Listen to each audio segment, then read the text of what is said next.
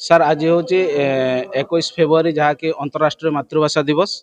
आउ से अवसर में आम आसलु कि आमर जो सांताली भाषा जहाँकि तार रक्षा और संरक्षण आम दाबीपत्र देवाई आसलु ता सहित ये जो दाबीपत्रटा आम देचु जहाँ कलेक्टर सार जरिया जोटा कि महामहिम राष्ट्रपति पाखक यही दाबीपत्रटा पहुँचु बोली आमर यहाँ आमर दाबी कि आमर जो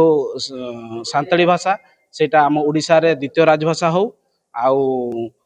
जो झारखंड रे प्रथम राजभाषा हो सांताली भाषा से आम आज दाबीपत्र देवाई आसलु। आज आम भद्रक कलेक्टर माध्यम आम राष्ट्रपति महामहिम राष्ट्रपति को लिखित अभियोग कले कि आमर आज हूँ 21 फेब्रुआरी आज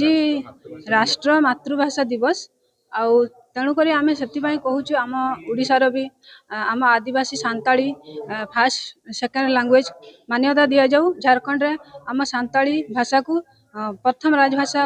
बोली मान्यता दि जाऊ। तेणुक से आज आम राष्ट्रपति को कलेक्टर माध्यम लिखित लिखिकी देलु कि आमर सेंगेल अभियान माध्यम जहाँ दबार थिला।